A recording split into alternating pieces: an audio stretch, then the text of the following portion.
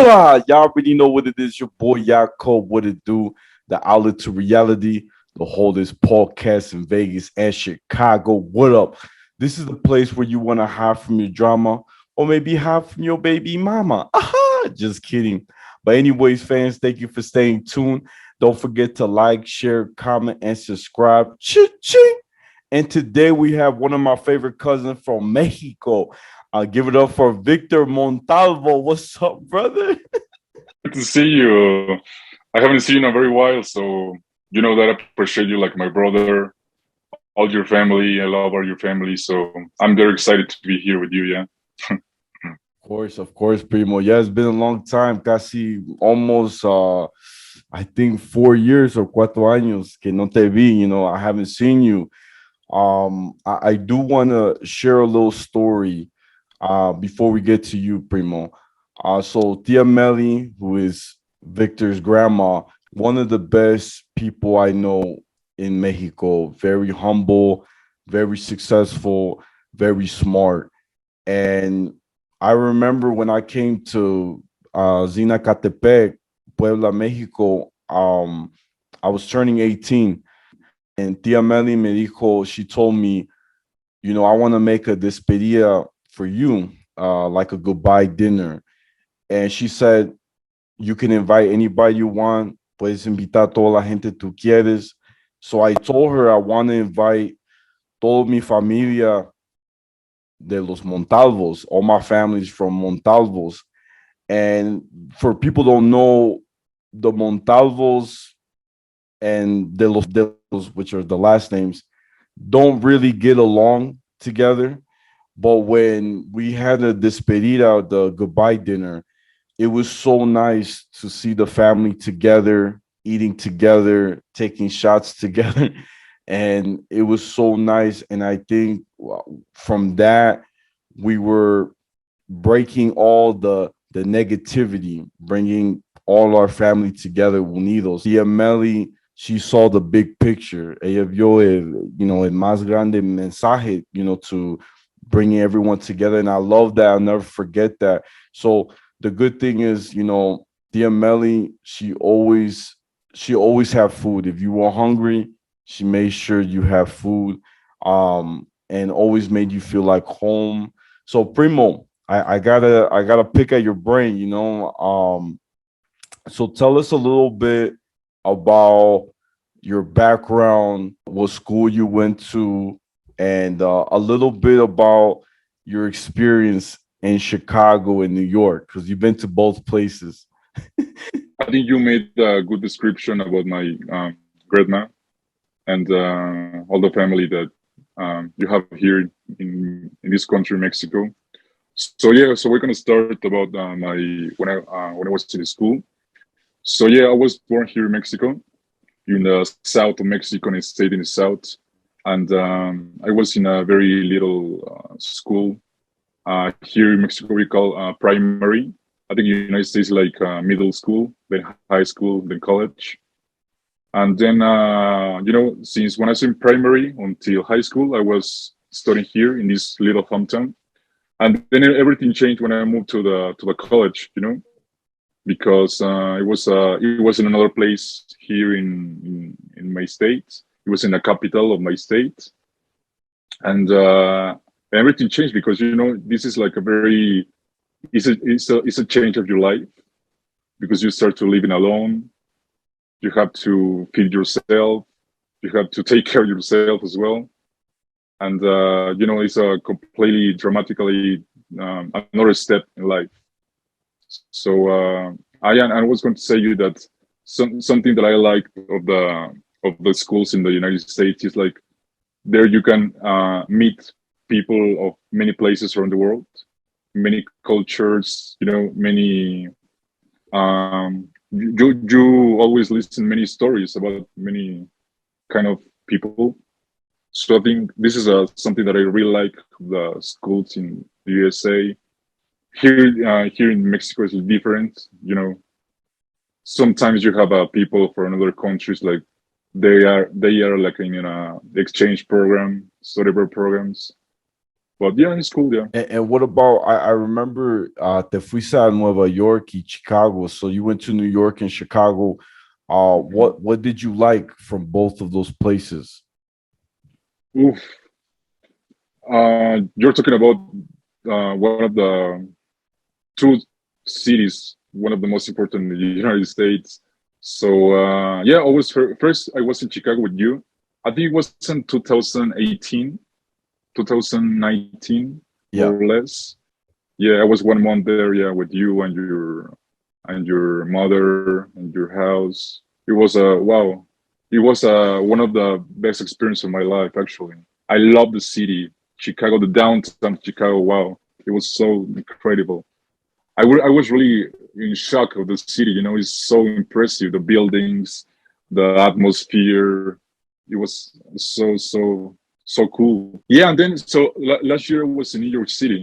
I was living 6 months there in New York City, and it was a very cool experience. I was working there, and the one of the most interesting things is like I was working there, but you know, without a visa to work. So I was technically illegal because I was working with a, you know, a sightseeing visa, like for tourists. And, you know, maybe it was not a good decision to that I did because everything bring consequences, you know, when you do not go to a country without the properly papers, you know. But it was a good experience, you know. I didn't regret of anything because I was working there 6 months. I was working in Brooklyn. I met I met many people. I discovered that obviously many Mexican people, you know, as you know, and as many people that are listening to us know that many Mexican people go to the United States for a better life, for better opportunities that we don't have here in Mexico, you know, for many reasons about, you know, the salary, security, you know. But yeah, it was good. It was a good experience. Overall, it was a good experience. Yeah. That's Yes. awesome, Primo. That's awesome. But you like Chicago better, right? Because the food it was too good, right? Wow. Yeah, I think it's a very tough uh, question. No, Chicago, New York City. I like both. I like both. I will be Okay, honest with you. I like both. okay, Both are unbelievable, mates. Yeah, yeah, okay. yeah. I won't get mad, but you gotta admit, Primo, Chicago is cleaner downtown than New York, right? Yes, I agree with that. Yeah. Yeah, definitely. Yeah. Chicago is cleaner than New York City. Yeah. That's the thing that I don't like of New York City, you know, the many streets are, you know, very dirty, many garbage on the streets. Yeah, that's not good. Yeah. Right. Yeah. And Primo, I was gonna say, you know what's interesting? For my fans out there, toda la gente que está ahí, um, Mhm. my uncle Manuel, who's Victor's father, he went to Mexico back in the days, and my mom and my dad was there, and they got to show him around, and he got his job, you know, just to work, and you know, back to his mom. It was really nice to see that my family was together at that time, and now Victor. I remember when Victor was coming to Chicago with me, Manuel was like, "Look, mijo, it's cold over there. Está frío. Make sure you wear your hat because your ears might come off. It's too cold." Yeah. Mm. And it was so nice because, you know, that was back in the days when my uncle Manuel came to Chicago, and now the son Victor came to Chicago too to spend time with my family. So it's like history repeat, you know. So it's really nice to see Yeah. that the family is still strong. I gotta say, Yeah. Primo, one thing you were saying about schools, how it's different from United States and Mexico. También that what I like about Mexico, what you taught me is that the gas station is far away from the schools. And Mm. States, the gas station is in the same block. So Yeah. for my people out there, you know, it's very dangerous to have a gas station close to the school, because if something happens, something, you know, gets destroyed, everybody gets hurt in the school because it's so, you know, dangerous with the gasoline. So I think Yeah. Mexico, they thinking different for the kids. I like that. Yeah. Yeah. That's true. And I really do not understand why, United States do not have like many strict politics about that kind of stuff. Because yeah, as you said, yeah, here in Mexico, so we have gas stations, me and my family. So when we start to build gas stations in, I don't know, one place, the the conditions is that they cannot be like a hospital, like a school, like any center of where the people are working or are studying or are taking care. That's it's like it has to be like far away. It cannot be like closer or even like I don't know, 1 kilometer even. It has to be very very far away. And that's very interesting that Mexico has that um, policies, and United States that logically always is very strict on that kind of terms. I do not know how why they do not have that kind of regulations, But that's very interesting because I was 2 months ago I was in the UK, I was in London, and then I moved. I was in Sweden as well, and I saw like that the same of the United States, that gas station very close for I don't know, pharmacy, hospital, school even, and many countries, United States, Europe, that I have seen that kind of stuff, and I don't know, Mexico. I think we do good. Yeah, we better, we better. have yeah, we have better, yeah. Yeah, No, for real, yeah, Primo. yeah. No, it's really good, man. I'm really happy. See, I remember the stuff you teach me. I don't forget. um, Yeah, that's good. That's good.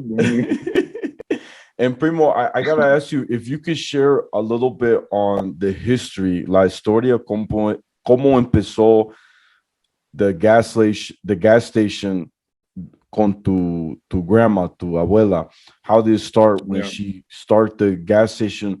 Tell us a little bit on how she start with one and she moved up. What was? Do you remember the history? So yeah, this is a very interesting story because as you said in the at the beginning of this video, you say that um, my grandma was a very smart woman and she always had a vision in the business, So when she got married with my grandpa,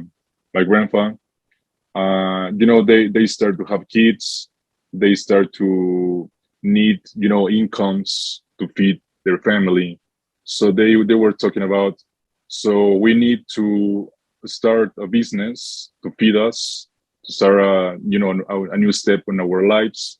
So my grandpa said to my grandma, what if we start I don't know, a store of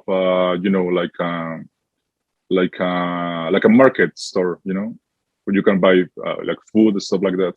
And my grandma say, no, no, no. I think this is not a good idea because you can see around, and there are many, many people that have stores of food. This is like not relevant because we cannot compete with many, many people that here in the local place. I think it's not a good idea. And my grandma say to my grandpa, "What? Why if we cannot start a company of oil? You know, oil?"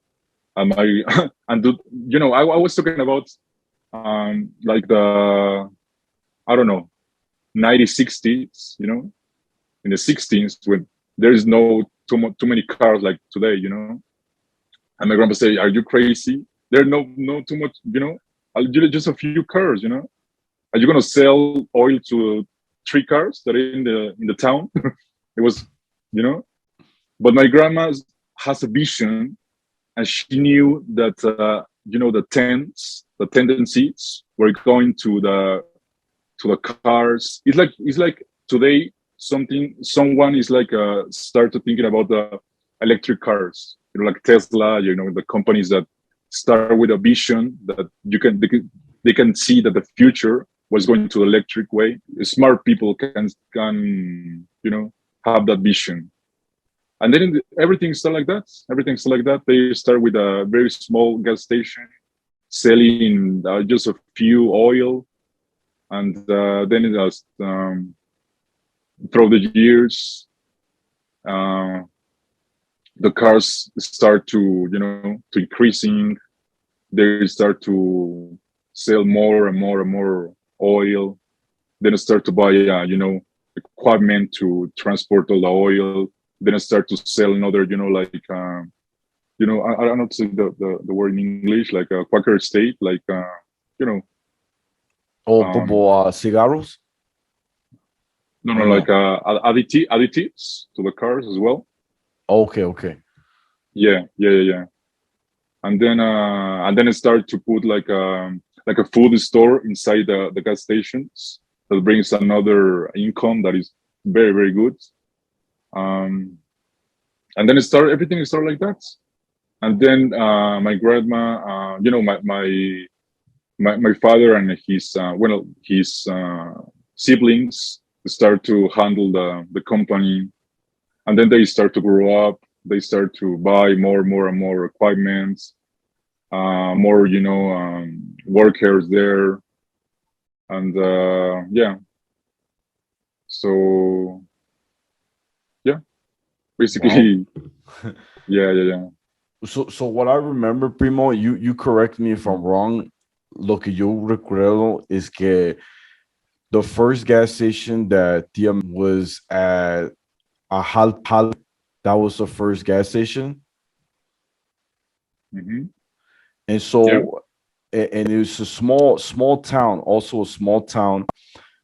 And amazing. I don't know now, Primo, from what I remember, because I've been to Mexico casi 7 years. I've been in Mexico for 7 years. And the crazy thing is the last time I went, the Mely already had seven gas stations. Yeah, six. Six.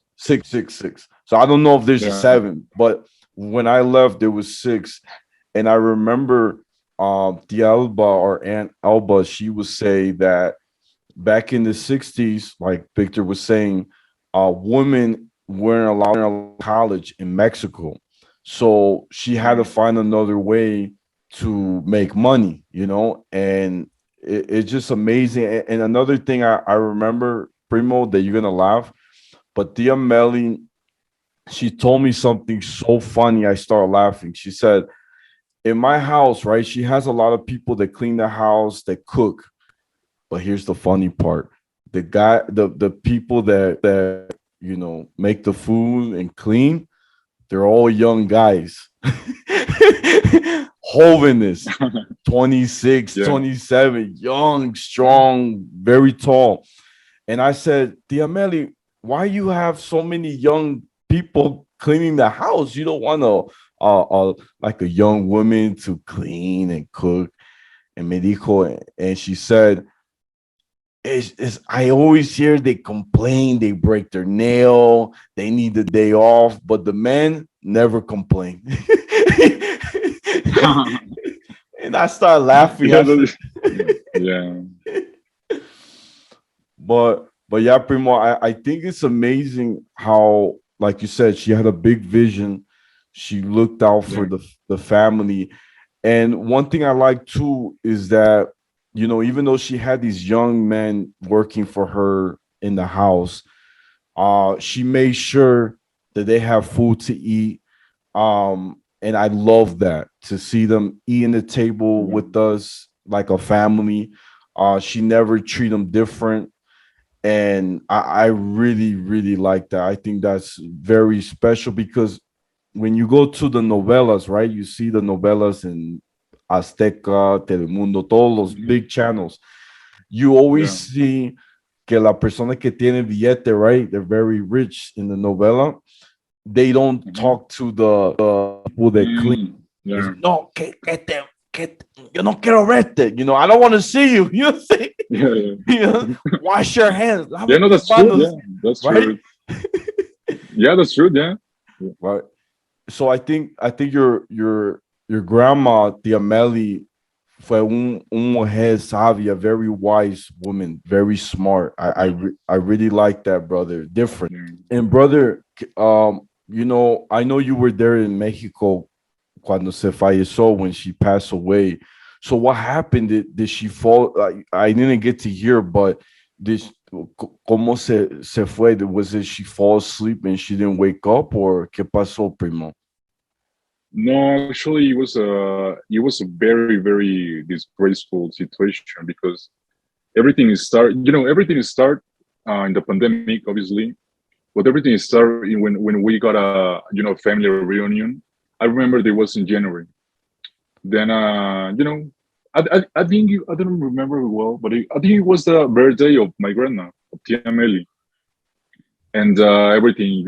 We got a reunion. We were eating at the same table, and then one of our uncles started to feeling very bad, started to feel like like ill, like a cold, and then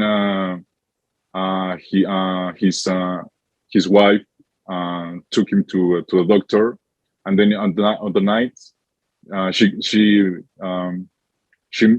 made us a phone call and said that he got positive in his COVID test, and everything started with, oh my gosh. And then one week later, we took a COVID test, and many of our members of the family got positive, including my grandma. And then she was she was a very she was like 89 years old, and then she started to feel very very bad. We took her to the hospital, and then it was she didn't she didn't keep that illness, and then she passed away. Unfortunately, it was one of the most one of the sadness moments on our family, because as well as she passed away, one uncle, a brother of my father, passed away as well. One brother of my mother as well passed away because of COVID. I was in a hospital with oxygen.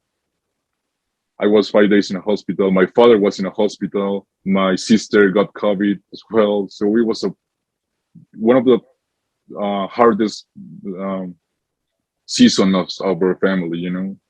I think many people here in Mexico, United States, around the world, I think has the similar situation. It was a very disgraceful season, that pandemic um, situation. Yeah, it was very very Wow, tough, man. Yeah, wow, primo. I didn't know that part. I did not know. Oh man, it breaks my heart. And for those who don't know, Theo yeah, Javier, Uncle Javier, is a really great guy. He always had my back. I don't really have a close relationship with my father, and my uncle yeah. Javier always he had my back when my dad came to Mexico. Mhm. And he wanted to stay with my uncle Javier, and my uncle said, no, I can't let you stay with me, because you left your son, you left the family too. And so I respect that, because as a father, you have to protect your kids and be there for them.